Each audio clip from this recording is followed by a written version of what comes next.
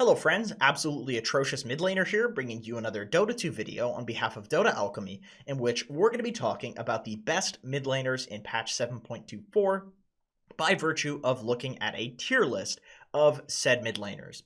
This video is sponsored by Mercari, one of the largest marketplaces in the world where you can buy and sell basically anything that you can think of. They've recently released a shop where you can buy and sell digital products, starting with skins for miscellaneous Steam games, most importantly, Dota 2, directly from your Steam inventory by connecting your Steam account. Transactions are safe because Mercari is holding all payments until the trading is complete. Mercari is free to join and easy to use, so give it a try using the link in the description below. So, you may have noticed I've separated this list into two categories. We have the last pick heroes and the regular mid laners. The regular mid laners, you can pick them in almost any game. They're going to do fine even against these last pick heroes as long as you are a good player when it comes to knowing how to play that hero.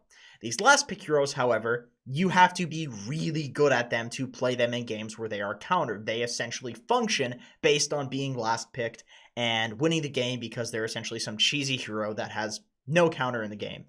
So if you pick a last pick hero and it's not last pick, I would say it probably falls one or two tiers at the very least.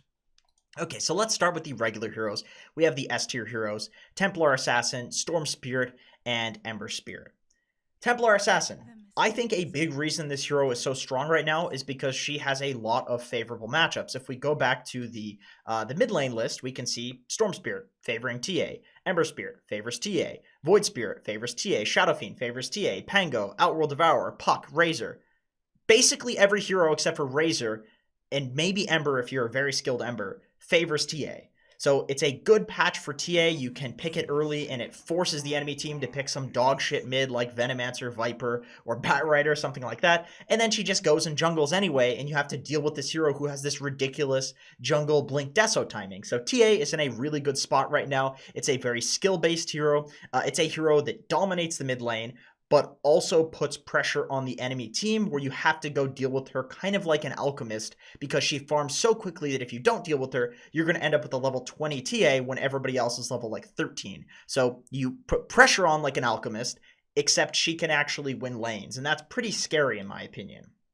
On top of that, I think a big reason that TA is incredibly strong right now is because with these psionic traps and how the map is so fluid due to the outposts, so your jungle does not necessarily stay safe, even if you're securing it, because if the enemy team comes in, dewards, takes the outpost, all of a sudden that's their jungle. So the map is constantly changing in terms of where you can farm and where you can play, and that makes these traps amazing because they are great at securing areas where you don't need outposts, you don't need wards, and if the enemy team does take your jungle from you and you have a bunch of traps there because you were just farming there safely, all of a sudden the enemy team is playing in division and it's very hard to deward with all the sentry limit that is now in place. So TA is quite good in terms of map control and then uses that map control to get insane farm. So that's pretty scary. Storm Spirit, second S tier hero. There are two reasons in my opinion why Storm Spirit is so strong. Well, maybe three. Reason number one, it's been strong for a while. It's been getting buffed patch after patch. And of course, that's just going to result in a hero eventually being strong. But the other two reasons I think are more important. The second reason is the fact that Kaya now builds into Bloodstone. If you told me that in a patch where Storm was already strong, I would go to leagueoflegends.com/download and I would probably start playing League of Legends because good God is that broken. This hero has always built Bloodstone and Kaya. And now it's in one slot. So you have an extra slot, but also there's a neutral item. So you have a seventh slot on a hero that scales so insanely with mana regen and int items. It just doesn't make any sense. And then also Bloodstone gives magic damage. So these ball lightnings from base are hitting for so much depending on your Bloodstone charges. With that being said, we get to the third reason. Speaking of ball lightning from base, the outposts. The outposts being moved into the jungles benefits Storm massively because you get the 2 to 3 seconds or whatever it is of lingering fountain regen and bottle usage from the fountain. If you TP somewhere, it used to be that as your map closes off as Storm Spirit, it's less likely that you can abuse that regen other than for defending your base because you would have to, you could TP to like a shrine, but shrines can die. Outposts can be in the enemy jungle. So you can TP to the enemy jungle and have fountain regen. Like, think about what I just said. You can be a Storm Spirit in the enemy jungle with fountain regen for 2 to 3 seconds. That is absolutely insane, and that is a big reason why this hero is broken right now. Also, Abed. Everybody's watching Abed play it and realizing, okay, well, if this, number 1 on the planet guy is playing it, it's probably pretty good. Ember Spirit, the 3rd S tier hero. Very similar to Storm Spirit in the sense that he very much so likes the fact that the outposts are available to TP2 in the enemy jungle and be very aggressive, because this is an incredibly active hero at all points in the game.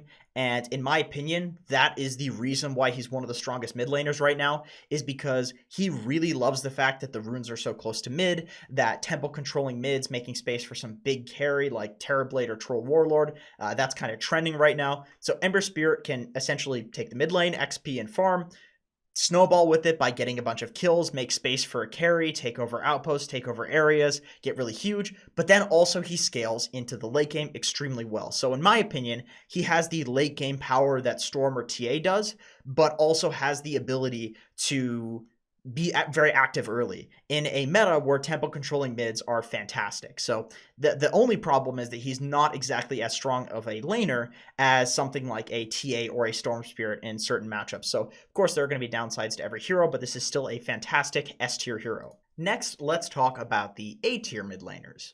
We have Void Spirit, SF, Pangolier, OD, Puck, and Razor. So let's talk about Void Spirit. This hero obviously got the new hero treatment, which is it gets added to the game. It's probably already broken, but everybody sucks at it. So the win rate is low. It gets buffed. It gets buffed. It gets buffed. All of a sudden, Thompson plays it. Everybody copies his build, and then it's considered broken.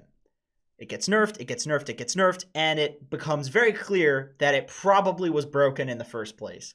That's where Void Spirit is currently at. It's going to need some nerfs, probably not reworks because it was just added to the game, but definitely some nerfs to make it balanced. So why is Void Spirit good?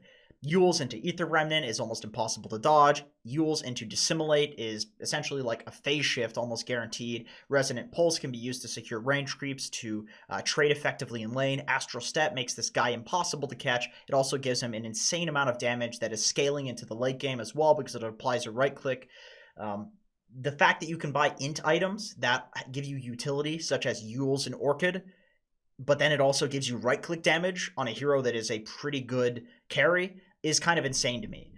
But with that being said, that's a big reason to me why he's not an S tier mid laner. Not only does he kind of get dumped on by the 3 heroes that are in the S tier in lane, he can also do effectively the same thing that you'd want him to do as a mid laner in the carry or the off lane role. So, why pick it as a mid laner unless you're really good at it and you really want to play Void Spirit? So that's basically why I wouldn't put him in S tier, but if you are a good Void Spirit, of course, feel free. The mid lane is a very snowbally role. Just take whatever hero you're good at and snowball with it.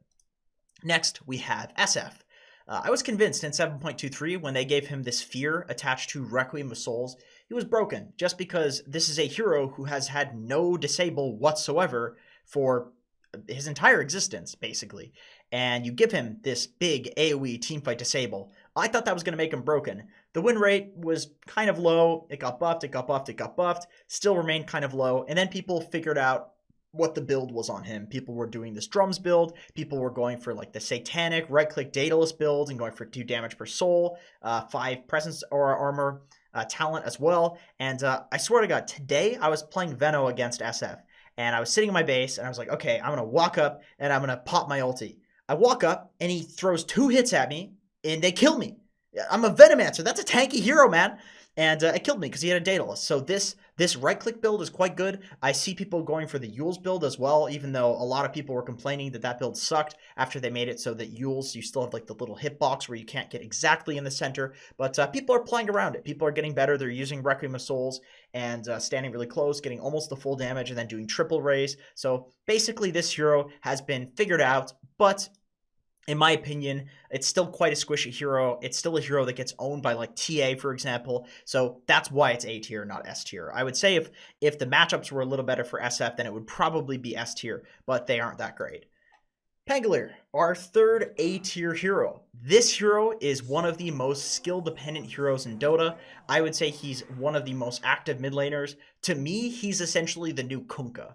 And the reason I say that is because you're this tanky melee mid laner who just really can't be dealt with. You can't really be killed. You'll do fine in almost any matchup, including some counter matchup like TA. You just push the lane, go jungle. You can get runes, and then you go to a side lane. You sit there jungling near the side lane. If the enemy team shows up, you pop in with your ulti, you kill people, you go back to the mid lane, you push it out with your swashbuckle, and you just rinse and repeat. That's essentially what Kunkka did, and that's what Pango does. He's a very active kind of team fighting, tanky mid laner, and definitely skill based. I know I've said that a lot, but Pangolier is quite possibly, top 3 skill based heroes in Dota. So if you're a good Pango, by God, spam it right now. Outworld Devourer. Shockingly, after all the nerfs to this hero and the rework in 7.23 that a lot of people thought was a pretty bad or big nerf to him, I should say, he still seems strong. And I think a big reason for that is because there are a lot of agi carries being picked, like Troll's very strong right now. Heroes like TB, where this Sanity's Eclipse damage and the pure damage coming from Arcane Orb, it makes OD a really ludicrous late game hero. Because the only way you can get through all of this armor and even these like magic resist heroes is with pure damage or just ridiculous burst damage. And the Ags build with OD still gives you that. Even though the Sanity's Eclipse has been nerfed, if you Ags imprison 2 people and then you right-click somebody with Arcane Orb, it's like 400 pure damage. It's really ridiculous. And Sanity's Eclipse still isn't that bad. I mean, it's quite a good spell. Even though it's been nerfed from like 0.7 mana difference to 0.4, it's still pretty good. So OD in quite a good spot. Very good against certain heroes like Timbersaw, Troll, Warlord, and heroes like that. Puck. Puck did get nerfed. The Deso build got essentially removed with this phase shift attack talent being added at level 15 and the damage talent being added to level 10 and reduced to only 30 damage. But with that being said, there was another build that some people were doing, which is going for the cast range, going for like Travels, Veil of Discord, and essentially just playing as a hero who runs around fighting. And that build is still good. None of the nerfs really, I mean, I suppose barring like the minor stat nerfs where Puck's base damage got nerfed a little bit, but the same way that you play that build is the exact same way that you can play the build now, and it feels just as good. So if you are a mid lane Puck, essentially all you need to do is not build this ludicrous Deso build and go for like the offlane build, and the hero is still absolutely fantastic. I think that Coil is one of the most ridiculous disables in Dota, and farming a fast Aghanim Scepter can be the bane of a carry's existence if they are a hero who requires a BKB. If you get that Aghanims for their BKB timing, a lot of the time you can just win Dota because of that. Because there's nothing that they can do, because that was the timing they were supposed to win the game, but obviously Aghanim Scepter on Puck makes it so the BKB just doesn't matter. Razor, probably better as a carry right now. That's the only reason I wouldn't put him in S tier. I think this is a fantastic hero. People are doing this Yules build now where they're going like Treads Yules, building to BKB and tanky items, and they're Yulesing after using the static link on somebody and then chasing when you have high damage, and it's quite good. This hero is a lane dominator. You farm really quickly with Eye of the Storm. Plasma Field is really good at farming quickly as well. People are going no points in Storm Surge, or they'll go 1 point in Storm Surge and just go for like farming and laning with the static link. So I think Razor's in a fantastic spot, but I would say that he probably is better in another core position. Carry is good, very, very good, and offlane is okay. Offlane Razor is decent, but still an okay mid laner. Does very well against a lot of the current mid laners. Just maybe doesn't scale particularly as well as something like a TA, but you will shit on a TA in lane. Next, let's talk about the B tier heroes. We have Death Prophet, Lone Druid, and Magnus. Magnus is an easy one. In 7.23, he was absolutely broken. Essentially, he farms quicker than any mid laner in Dota, and I think that's still the case, even with TA being so strong. I think Mag is probably the one hero that outfarms a TA. He has fallen off just because of all of the nerfs, but just the fact that you farm so goddamn quickly, and then with the Empower on top of the reverse polarity, you can do so much damage with those late game items that you do farm. But the Aghanims build was really broken at the start of 7.23. That got nerfed. That's completely fallen off, so he doesn't really build Aghanim Scepter anymore, which was a really cool, really broken build, and that's the reason he's not S tier, is because I think that the no Aghanim Scepter build is good, but it was never really quite as good as the Aghanim Scepter when it required 0 mana cost and had such a low cooldown. but still an excellent hero. One of the fastest farmers, puts a lot of pressure on the enemy team to try to stop him from farming. Lone Druid. A big reason that I think this hero is a decent mid laner right now is because a lot of teams are picking carries in the mid lane and then carries in the safe lane, and I would consider Lone Druid to be an S tier carry, and so that's why he's up in the mid lane list despite not really being a mid laner. The big issue with him in terms of picking him in the mid lane is that he's not particularly good at pushing out the wave. He can push the tower really quickly, which is really cool if you're playing against a hero who leaves the lane, because you can take the tower really early, and that's super important. But he's not really good at like pushing and then jungling. He does that quite slowly, and he doesn't rotate kind of at all. He can rotate and take towers, but you need other heroes on your team to do the killing, and a lot of the time you want a mid laner to be doing that. But with that being said, the hero's just broken. True form makes you immortal. You can run in, be an idiot, and then your bear will heal you through almost anything with the true form being popped. This hero is quite insane. The Deso build that people are doing with the bear, man, it just shreds towers. So Lone Druid, just a good hero, and as a result, he's a decent mid laner. Death Prophet. This is a hero that went from being almost dogshit tier to being quite good very quickly. She got a move speed buff, she got a base int buff, which means she's going to be able to spam more, she gets more mana regen, and most importantly, she has higher base damage. So she's really strong in the lane because of that. Her move speed buff, on top of the fact that Spirit Siphon gives you percentage move speed, is fantastic. She's super speedy. With that being said, also the Spirit Siphon charge restore time being reduced from 60 to 45 is a huge change. It felt like before you straight up couldn't use this ability at level 1 because you would be waiting for 60 seconds before you have before you have 2 charges of Spirit Siphon, which means you can't like use it on the enemy mid laner, back off, and then use it again and zone them. You just couldn't do that. If you misuse that first Spirit Siphon, it would really suck. With that being said, even at the max level, it's down from 36 seconds to 30 seconds. So this ability is just fantastic. It feels like it's always up. And as a result, her early game is better. And I don't think anybody would say that Death Prophet's late game was bad in any patch, because Exorcism has always been ridiculous. Look at her talents. You get 8 Exorcism Spirits, or Exorcism grants haste. Those are insane talents. But also, you get level 30, you get all the talents. So the hero's ridiculous in the late game, and now her early game, and especially her laning, is much, much better. Next, let's talk about the C tier heroes. We have Invoker, Queen of Pain, Windranger, Leshrac, Viper, Pugna, and Mars. So you might be thinking that some of these are pretty weird, and I would agree, but this is data that I've essentially pulled from, Topsins and people like that playing in these qualifiers. So a lot of these are kind of weird picks just as a result of some of these teams potentially, picking these heroes in the mid lane for the very first time. Like Mars, for example, this hero just started getting picked up as a mid laner. Really, it's been an off laner for almost its entire existence. But when you think about it, really, it's a decent mid laner. He scales quite well with God's Rebuke. You Spear of Mars, you God's Rebuke, you can push out the lane. You can gank side lanes with Arena of Blood. It's very similar to Kunkka. I know I compared Pango to Kunkka, and I think this is very similar to Kunkka too. You're this tanky, hard to kill, lane pushing, lane dominating hero that can run around and do teamfight ultimates and be tanky. So Mars is quite good. Mars actually might be higher in this list than I'm putting him. It's just that, like I said, this is a hero that we're only just now seeing these Topsins and people like that playing in qualifiers. So definitely a solid hero to experiment with. Next, we have Pugna. This hero has been buffed quite a bit. For whatever reason, it hasn't been picked up at all up until the recent couple weeks, despite being buffed a lot and not really.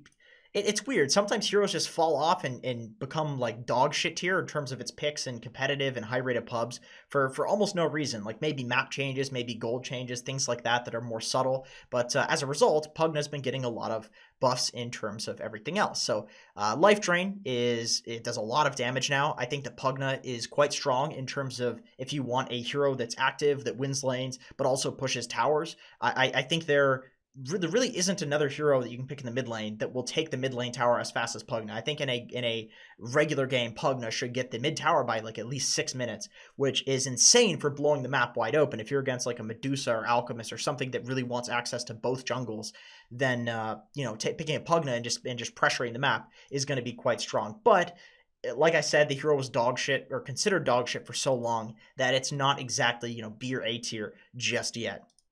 Viper gotten nerfed to the point where he's fallen from S tier. Still quite good. Good against TA, although TA can just go jungle.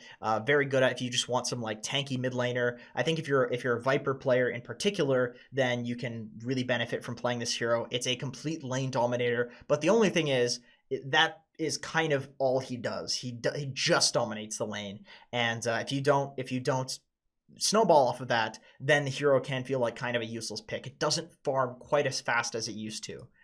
Next, we have Leshrac, the lowest win rate hero, surprisingly, from all brackets, but has a good win rate in Immortal and Divine pubs. So definitely a harder hero. I suppose that's what those stats tell you.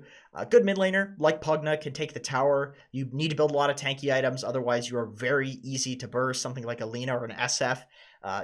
These heroes all get bursted, and that's a big problem with picking the mid lane. You disable them once, and it's like, okay, all that net worth is just fed into the enemy team. But with that being said, this hero is really good at running around the map and pressuring. He does a shitload of damage to illusion heroes, so like Naga and PL. Like Leshrac is really good against those heroes, and just fantastic for pressuring. But with that being said, definitely super punishable. Windranger, very good against heroes that rely on right clicks. Heroes like Ursa, heroes like Lifestealer, you can just pop them with Focus Fire and then Wind Run right next to them. They can't do anything to you. So there are definitely niche situations in which Windranger is really good, but I would say this is one of those heroes where it can almost exclusively only be picked in the mid lane, possibly off lane, and only if you are really good at the hero. Like Weehaw, for example, this guy is going to play Windranger like it's S tier, because it is a super skill dependent hero. You never hit jungle camps with Windranger. This is a very active hero. You are always pushing out lanes if you aren't fighting, and otherwise you're fighting. Queen of Pain. I'm actually shocked that this hero is not getting picked up more, because she's been buffed a lot. Shadow Strike is fantastic for winning lanes. Razor's a popular pick. TA's a popular pick. There's a lot of heroes that she can really destroy. Her Blink is really low cooldown at level 1, which kind of sucks because you do like maxing both the Shadow Strike and Scream of Pain. That's kind of her big issue. I think if they change the Blink to be lower cooldown in the early levels, this hero would be busted. But she's been buffed a lot. I think Sonic Wave has been buffed in terms of the damage for quite some time. The knockback is really good for disabling people in team fights. You know, she has damage talent, she has cooldown reduction talent, she has a lot of different builds you can go. You can scale into the late game. She's really active. She really benefits from the outposts being available to TP2. But with that being said, some big problems with her. She doesn't farm very fast if she's not fighting. Scream of Pain's not that mana efficient in terms of, I mean, it has been buffed in terms of the mana efficiency, but it's not that fast in terms of farming. So if you aren't fighting and killing people, you can definitely fall off with Queen of Pain. And man, her mana costs. Oh god, she costs so much mana. Invoker. This hero is quite good. I would say Quaswex Invoker possibly better as a 4 position, but it's still decent against certain heroes. Like if the enemy team has some Ursas, Bristlebacks, Wraith Kings, like there are heroes that this Quaswex just completely destroys. Especially if you need a vessel. If you need a vessel carrier and you can go Quaswex, then Invoker is amazing, like against Timbersaw, for example. But with that being said, the Cataclysm being associated with, instead of a talent, being associated with the Aghanim Scepter, you can have maxed out Exort and Cataclysm so early into the game. If you pick it with like a Faceless Void or Enigma or something like that, this hero is potentially broken. But with that being said, there are a lot of shitty matchups for Invoker. You can pick like a PA or a PL or a TA against it and completely free farm, and he can't do anything. So that is a big problem, and as a result, I would say that the hero really should be picked if you are comboing with it, and then it's strong, but that's why it's C tier. Finally, let's talk about the last pick, mid heroes. Now, this one's going to be pretty easy because basically these heroes, if you just do the regular strategy with them after last picking the hero, then it's just GG. You know, if you as long as you don't literally pass out or have a heart attack at your keyboard, you pick these heroes and it's GG. So it's really annoying playing against these heroes or playing against the potential of these heroes because you have to block pick them. And, you know, there are good block picks of them, but sometimes it slips through and then these heroes become absolutely insane. So we have the S tier heroes, the heroes that are S tier that are actually insanely strong right now. Meepo is probably the strongest. Meepo, Huskar, there's an argument for both. Meepo, very good against a lot of the popular heroes, destroys Razor, destroys TA, destroys Storm, destroys Ember, destroys all of these heroes with nets. completely decimates anti-mage. It's just that Winter Wyvern is strong, Earthshaker's good, Earth Spirit's good, Jakiro's good. There's a lot of heroes that can counter Meepo that are quite good, but believe me, there are games where Meepo just there's no AoE stun for Meepo and he just destroys everybody. And if you don't have anything to pressure his jungle, then he just farms faster than any other hero in the game. Huskar, you pick this hero against basically any hero on this list to the left, and he's going to win the lane. So you really have to be careful in if you're dealing with a Huskar, you need people to gank him. You need to ward his camps. You need to just go jungle and push the lane. So TA could deal with him by doing that, for example, possibly even though it's a counter. Huskar is in a weird place right now because he's so strong in terms of the buffs to all of his stats that even if you do really well against him, sometimes he can just take Roshan and snowball the game, and you can't deal with him. He just builds a Satanic, Heaven's Halberd, which are two very good items right now, and he feels immortal. Broodmother. There's a lot of mid laners that are good against Brood, but when the enemy team has no heroes that can deal with the Brood, they have no AoE, you pick this hero, it's probably the freest win out of any of the S tier heroes if it's in the right situation, because if they can't kill spiders, you just take their tier 3 at I don't know, 10 minutes into the game, which even these other heroes can't do that. Huskar and Meepo cannot do that. With Huskar, you basically last pick the Huskar whenever you see the enemy mid laner. If it's a Storm, if it's a TA, if it's an Ember, you just snowball with it. Timber, very similar. You pick it when the enemy team has no way of killing you through your reactive armor. In the mid lane, you get levels really easily, so even if the enemy team has some magic damage or some hero that's okay against Timber, like Lina, for example, it's still not going to do anything because he has so many levels that the enemy team a lot of the time won't have burst for you. So if they don't have any OD or bat, some sort of persistent damage hero that can kill a Timber, then a lot of the time Timber is just a free win right now. So these 4 heroes are basically just really strong right now in general. And of course, if you're going to last pick any hero that's a cancer hero, it's going to be good when they're strong. So we have the B tier. These are the decent, the okay last pick heroes, but they're not free wins. They're not good enough to be free wins. Tinker, if the enemy team has no way of catching you in trees, it's a really good last pick. Alchemist, if they can't pressure your jungle, it's quite a good last pick. If you're a good Alch player, you can definitely snowball and win almost any game. Arc Warden, if they have a bunch of ranged heroes and you can just hold high ground and go late game, Arc Warden can be decent, but it's not like a god tier hero. So sometimes they can still win even if they have no counters to you because they just jump you with blink daggers. Medusa, this hero is, if they don't have any mana break, if they don't have any diffusal builders, if they don't have any way to pressure your jungle and stop you from jungling really quickly, then Medusa can snowball and kind of get huge. And there is this weird rapier build people are doing with Medusa too, which might make her S tier, but I don't know, who knows, we'll see. I still think the hero's Mana Snake ability is not as good as it once was, and that was a big reason why she was picked a lot. So that's why she's B tier, is that she's trending but still not particularly good. Visage, the worst last pick hero in Dota in my opinion.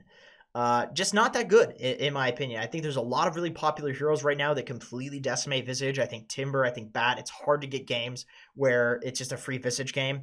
And even if it is, who cares? Visage can't tear down towers like he used to be able to. Really, his level 12 is when his birds become super strong now. And it's okay, well, you're picking a last pick hero to win at level 12. What if we just win the game before then? Or what if we just farm and then all of a sudden our carry has 3 items by the time you're level 12 and you have this big timing?